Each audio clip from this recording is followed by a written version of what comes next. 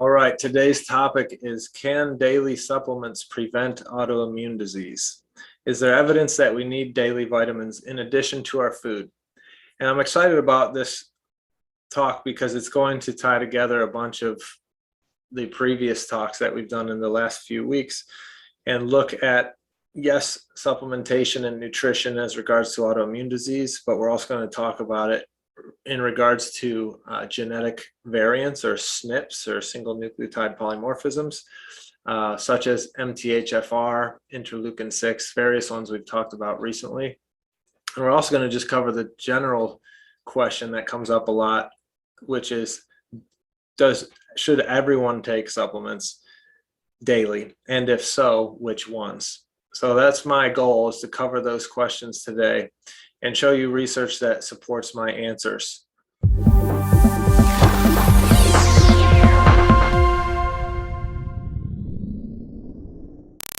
All right, here we are, and we're going to start with a paper that goes back to 2002, and it's entitled Vitamins for Chronic Disease Prevention in Adults. And this paper was looking at vitamins for chronic disease prevention in adults. So nobody argues that vitamin deficiencies can contribute to disease, right? And great examples of that are scurvy if you're vitamin C deficient, or beriberi if you're vitamin B1 deficient. Nobody's arguing that, not even, conventional medical doctors, because even though they don't know anything about nutrition, generally they do at least learn about scurvy and beriberi. And that's typical of conventional medicine, right? They are, as I talk about in my book, it's very black and white. You're either healthy or you're diagnosable. So obviously they're going to admit to the diagnosable diseases that are caused by a lack of nutrition or a lack of vitamins. But where this study is important is it's looking at vitamins relation to chronic disease, not at the frank deficiency level, but at an inadequate level or an insufficient level, or what we would call a functionally low level or suboptimal level. So this paper, as I said, sought to look at that, and they want to say, do vitamins at suboptimal but not deficient levels contribute to disease? And if so, which ones, and does everybody need them?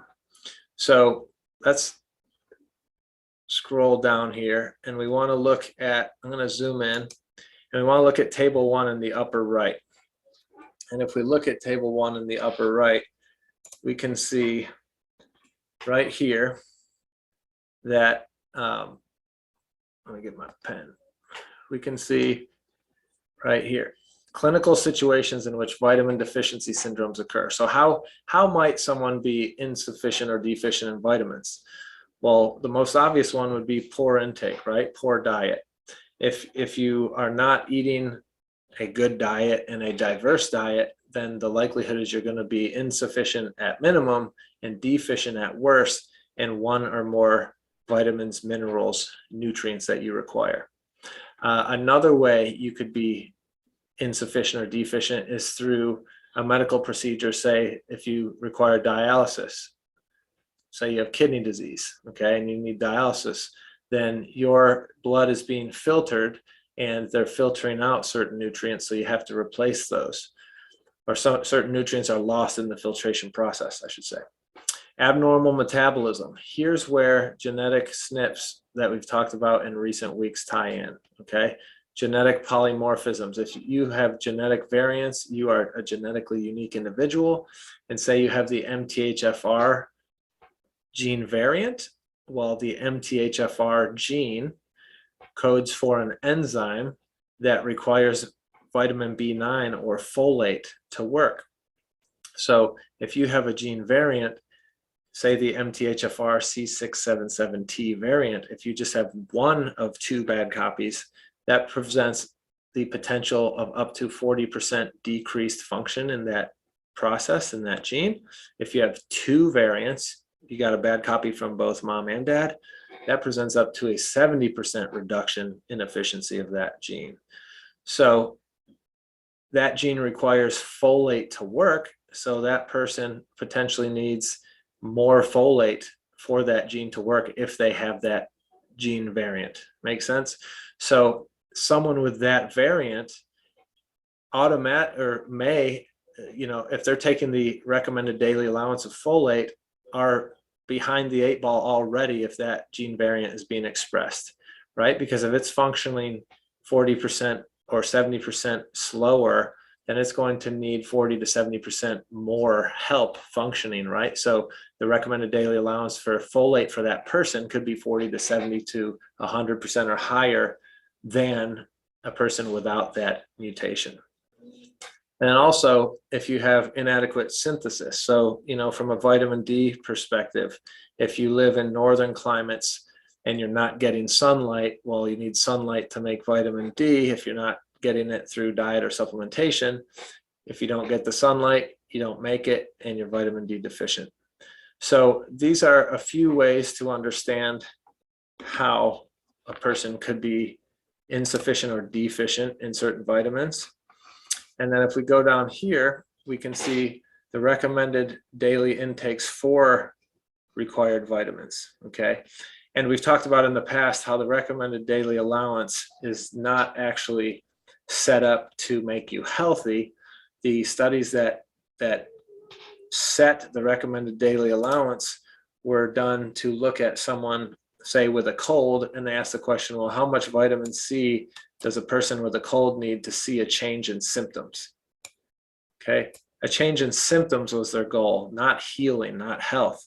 So the recommended daily allowance is automatically too low if your goal is health. We've seen that with vitamin C and viral infections. Look at this, the recommended daily allowance, and this was in 2002, but it really hasn't changed much since then. The recommended daily allowance was 400 IUs, okay? Well, research looking at optimal health and human sufficiency says that the average adult needs between 4,000 and 6,000 IUs per day. So this vitamin D recommended daily allowance is only giving you 10% of what you need at baseline per day. And remember, vitamin D you're metabolizing through every day, and some days you need more if you're more inflamed, some days you need less, right? So you're getting 10% of what you need if you just lay in bed and don't have any demands on you. But say you have a cold or an injury or something that increases your inflammation, now you need more than that 4,000 to 6,000 a day. So this RDA, quote unquote, is even less than what you need. So you can see how quickly you would descend into deficiency. And as we've seen in previous weeks, and we'll see a little bit later, 95% of the US is deficient in vitamin D. So that is why.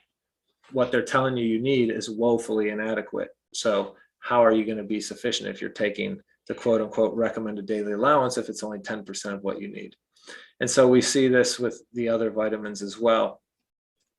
And, if you don't believe me, if you think recommended daily allowances are sufficient, well, then I will refer you back to this study we covered a couple of weeks ago based on CDC data showing that the average American is deficient in vitamins A, C, D, E, and zinc. And you could see 45% had inadequate vitamin A, 46% vitamin C, 95% of the US population deficient in vitamin D. So what's the actual pandemic? 84% for vitamin E, 15% for zinc.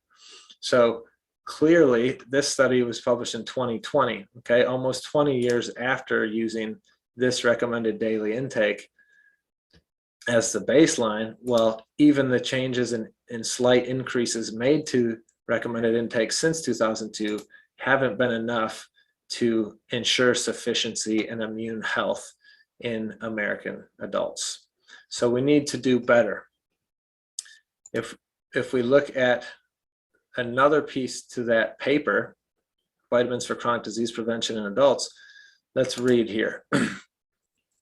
It says, suboptimal intake of some vitamins above levels causing classic vitamin deficiency is a risk factor for chronic diseases and common in the general population, especially in the elderly.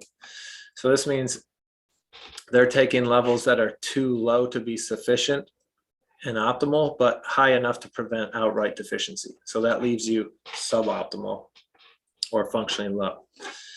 So functionally low vitamin intake is a risk factor for chronic disease, and it's common in the general population. This was back in 2002, and we haven't done better. as the last 2 years have shown us. Excuse me. Suboptimal folic acid levels, along with suboptimal levels of vitamin B6 and 12, are a risk factor for heart disease, neural tube defects, which is in developing babies in utero. When you're forming the nervous system, the neural tube becomes the brain and spinal cord. Not enough B vitamins leads to brain and spinal cord defects. Colon and breast cancer if you don't have enough B vitamins. Low levels of vitamin D contribute to osteopenia and fractures, and poor viral defenses, and many other things. And low levels of antioxidant vitamins like A, E, and C may increase risk for several chronic diseases. Most people do not consume an optimal amount of all vitamins by diet alone. Boom, right there. And this is in the Journal of the American Medical Association, by the way. You can see it right there, JAMA.com. Quote, most people do not consume optimal amount of all vitamins by diet alone. So diet is not enough. We must all supplement. Even if you're eating non-GMO, all organic, an organic apple, 40 years ago was healthy. Now you have to eat 43 organic apples today to get the same nutrients that were in one organic apple 40 years ago. So we're not going to do it diet alone. So this study reinforces that we all must supplement the baseline nutrients, vitamins, minerals, okay? This study further showed us if immune health, not just being healthy, but having robust immune health to fight viruses or surveil for cancer or do other things, America is falling way behind there. Now, this study talks about further about the single nucleotide polymorphisms or genetic dysfunctions, okay? This study was written by Bruce Ames, who is a brilliant nutritional researcher, and it's in the American Journal of Clinical Nutrition, and it's titled High-Dose Vitamin Therapy Stimulates Variant Enzymes with Decreased Coenzyme Binding Affinity. What does that mean? We talked about earlier, genetic polymorphisms or variants have decreased production, right? If you've got a genetic variant, oftentimes that causes decreased function. Sometimes the genetic variants cause increased function, and we're not worried about those necessarily. But the ones that cause decreased function here, this study shows that high-dose vitamin therapy helps make up for that loss of function. Let's read the abstract. As many as 1/3 of mutations in a gene result in the corresponding enzyme having an increased Michaelis constant, or basically means it doesn't bind its nutrient cofactor effectively, okay? For a coenzyme, resulting in a lower rate of reaction, okay? So the gene requires an enzyme to work, and the enzyme requires a coenzyme or a nutrient cofactor to bind it so that it can work, all right? So as many as 1/3 of mutations in a gene result in the corresponding enzyme having a decreased binding affinity, or it doesn't bind as strongly to the nutrient cofactor that it requires. So this requires a lower rate of function for that gene and the end product of that enzyme. About 50 human genetic diseases due to defective enzymes can be remedied or ameliorated, gotten rid of, by the administration of high doses of the vitamin component of that corresponding coenzyme, which at least partially restores enzyme activity. Several single nucleotide polymorphisms, or SNPs, in which the variant amino acid reduces coenzyme binding and thus enzyme activity, are likely to be remediable by raising cellular concentrations of the cofactor through high-dose vitamin therapy. So again, that's a big mouthful saying if you have the genetic variant and it's decreasing function of the gene and associated enzyme, if we high dose you with the vitamin that's required by that enzyme, we can erase or basically, erase the associated disease and the decreased function. Say wow, right? Because what is medicine going to do for that? What does medicine do for MTHFR? They actually admit you need folate, but they give you folic acid, which is the worst form and can be toxic. What you really want to take is methylfolate, okay? So we can shine with these issues because there's no drug to make up for this. And if there is a drug, they basically just in the lab made a pharmaceutical version of a nutrient. and they're charging you a lot more for it than, you know, you just going and buying the vitamin. Here's an example of SNPs that are responsive to vitamin therapy. And we've talked about this the last few weeks in talking about MTHFR and talking about interleukin-6 and TNF-alpha SNPs. If we can support the genes with the enzyme cofactor, we can win. So this is another reason, especially in people with the genetic mutations, that they need daily supplements and they need higher doses than the recommended daily allowance.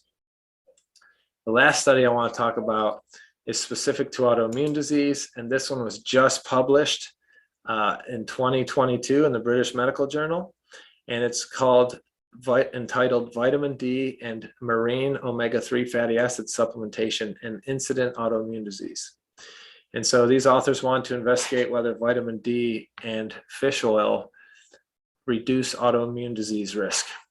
So they looked at over 25,000 participants, and they want to see over a 5-year period, if we supplement with vitamin D and or omega-3s, is there a decrease in the incidence or the diagnosis of autoimmune disease in these people? So what they found was vitamin D for 5 years with or without omega-3s reduced autoimmune disease by 22%. Omega-3s with or without vitamin D reduced autoimmune disease by 15%. So that was individually. Now think about if you take them together, right? And this is especially important for women, as I talk about in my best-selling book, The Autoimmune Answer. Autoimmune disease has a preference for females, or it happens more often in females. It's the third leading cause of morbidity in the industrialized world overall, but a leading cause of death in women. So again, everyone needs to hear this, but since women are more affected by autoimmune disease, this could be more important for them. And the authors say, you know, here's what we know about this stuff, but here's what the study adds. The clinical importance of this trial is high because these are well-tolerated, non-toxic supplements, and other effective treatments to reduce the incidence of autoimmune diseases are lacking, or other effective treatments to prevent diagnosis of autoimmune diseases or prevent autoimmune diseases are lacking. So we can take vitamin D and omega-3 prophylactically and prevent autoimmune disease. Wow, right? Vitamin D is almost free. Fish oils are inexpensive compared to the financial burden of having an autoimmune disease. And so this is big time. Now, how much did they take? So in the study, they took, and it's laughable, but it just shows you how not even taking enough is helpful. What if they took enough, right? For vitamin D, they took 2,000 IUs per day. For fish oil, they took 1 gram per day. All right, that's, if you know anything about nutrition and dosing and therapeutic doses, this is a joke, because 2,000 IU of vitamin D a day isn't even enough for a normal adult to break even for the day, but it's a lot better than the 400 IUs that they showed us earlier, right? So what can we take from that?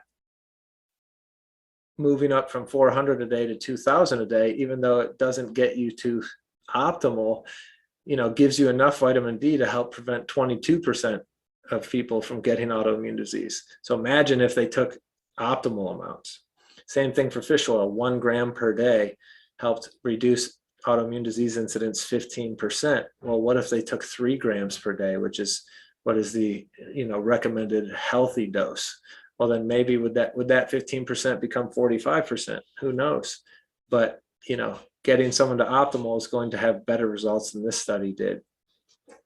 So we want to understand nutrition. We want to understand immunity. We want to understand the impact of nutrition on immunity. And we want to understand therapeutic doses and what humans need. And so even though, you know, this was inadequate dosing from what is optimal, it still helped move people closer, and it still had a significant positive impact. So our take home is that we can be even better because we know what adults need on average. So we can take the right dose and be confident that we're going to be more protected than the people in this study.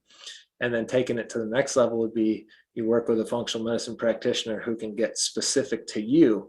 And instead of make general population-wide recommendations on what you should take, they can test you and say, well, here's what your vitamin D is. Here's the goal level we want it to be. So here's the dose you should take, and let's retest.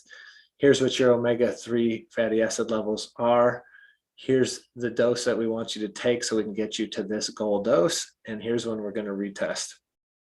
And in doing it that way, you can have the most confidence that you are taking every step you can to have optimal nutrient levels and prevent autoimmune disease, heart disease, cancer, chronic pain, etc.